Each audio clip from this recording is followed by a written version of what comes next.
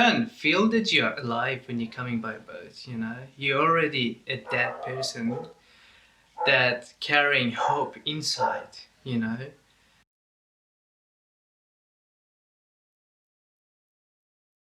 I born in Afghanistan, and I moved to Iran when I was 1 or 2 years old, you know. So obviously because of war anyway. So I went to Iran and I grew up in Iran, you know, and I saw so many people in Iran, they're dealing with their own government issues, you know. So I couldn't even imagine myself dealing with this government, you know, because they already have with their own people issue, or people having with their own government issue. So I'm the second person, you know, a foreigner. Looking at my country, there was no hope. There was always war, you know.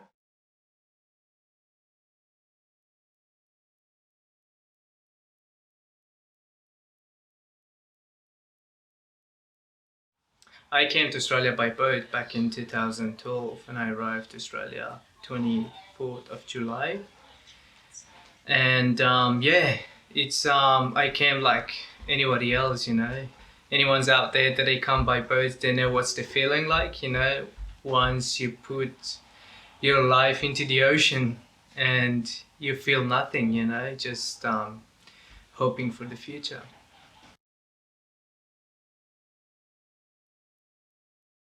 If you look at our country, Afghanistan, for example, there's always war, and it's not going to stop anyway, you know. So the main reason was war and our politics, you know, and our government says there is freedom and human right in our country for us, but that's a face, but behind the scenes everything's different, and it's absolutely, I can deny that it's not. Yeah. Yes, I am living by myself. It was quite scary, yeah. Actually, it wasn't quiet, but it was definitely scary, yeah, because you just you don't feel that you're alive when you're coming by boat. And there's so many people that couldn't make it and they passed away into the ocean.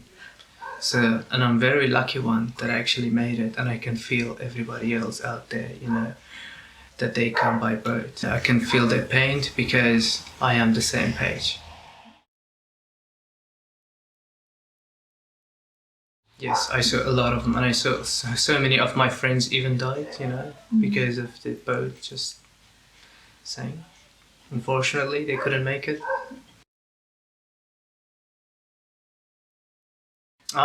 It's that feeling I've never ever had. I feel like I'm free now. I can speak out loud, you know, and I can play out loud to the society, you know, and nobody comes to me, what are you doing? What are you doing? I was feeling so happy about it actually, yeah, because comparing to our country or back in Middle East, it's so different here. You know, over there, you only thing you can see it's just war or the politics. You know, that people doesn't matter really.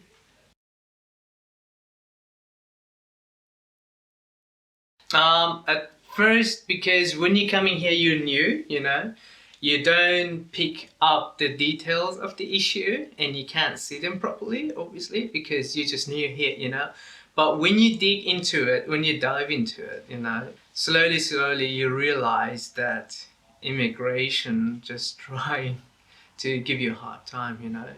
The main reason, or one of the biggest reasons that I've heard with immigration or with the Australian law that it says they come here for better life or they come here for money, you know.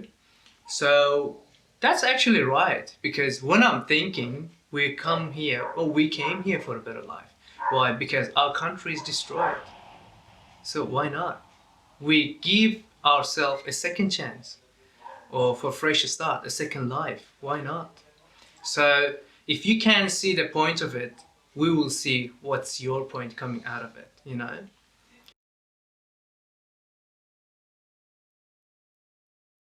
Yes, definitely. Yeah. Looking at my country, there was no hope. There was always war, you know? Yeah. But all you see through the media, it says it's safe, which is not. Behind the scenes is different story. we can't judge by the look. You know, there is a strong saying that it says, don't judge the book by the photo or by the picture, you know. So the only things that you people out there you will see to the media, they come to the TV because they own the TV. The TV will say whatever they want to say, you know. So that's the picture that they made it. It's not a picture that we're carrying.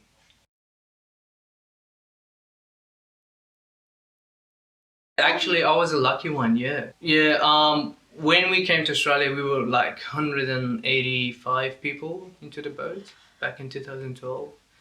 And I was underage in that moment anyway. Um, yeah, I went through the interview and luckily I had my visa, but I still have lots of my friends, which they were underage, you know, when they came with me, but they've been rejected.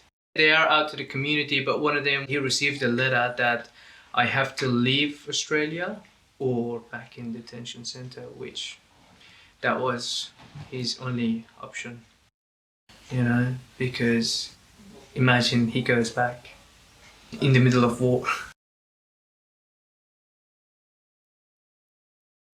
The difficulty was through the immigration questioning and doing a lot of policy, you know. But the main thing is it's trust and belief, which I think, you know. They say something because they only see one side, you know. A better life, or we come here for the money, you know. But the main reason is they don't understand our fear which we're carrying. Because they don't have any experience about our background, you know, which you can see through the media, you know, but it's different compared to actually experience it through the life. I think that was one of the biggest reason and one of the main issue, that you look at the people differently because of what they saying or because of the problems that they have, you know, and you kind of straight away judging, which I felt myself, a quick judgment, because on the base of what you said, you know.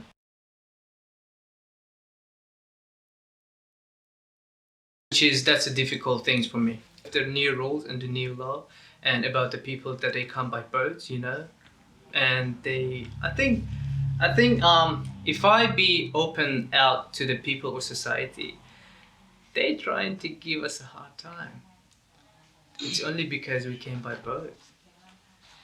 So, can I ask a question out to the people, or through the government or immigration? Why, when if you want to come for a better life, you know, why we should put us in danger for the better life? I saw the ocean as a bridge, because a bridge reminds me of a little bit of hope, which I lost most of it, and I was carrying a little one inside, you know, and I put everything towards into it, you know, to have a second chance and having a better life.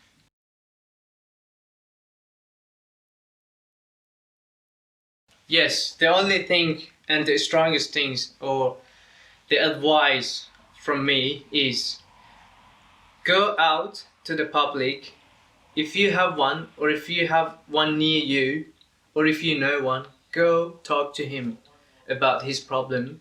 You will realize what you hear, it's not comparable to what they say. It's completely different things, you know, because you will see everything with the detail, which you don't hear from the government.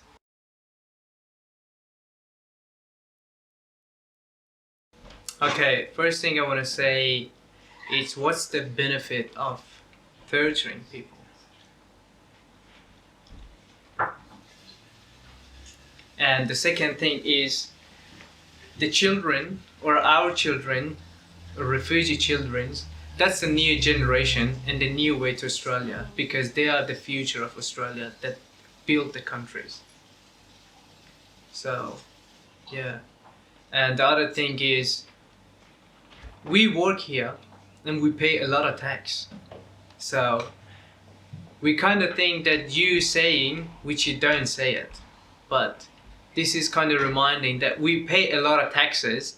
We hope that can affect and that can prove us to the government we are a good people. We are on your side, okay? We are cool and we are an easygoing person. We are all talented, coming with a lot of knowledge from our countries, you know? Having a second chance or having a second life, that doesn't make us a criminal. Yeah. Having a Medicare, it's the only things, the smallest things that you can make us for us possible. We can't even have a life insurance.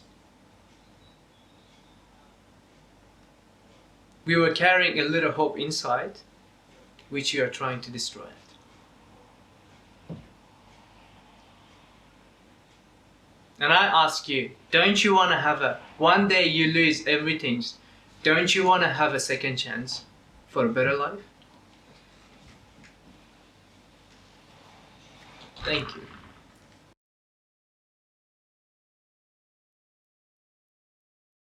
You have an issue, you gotta stand out. You gotta talk about it, okay? Actually, Alright.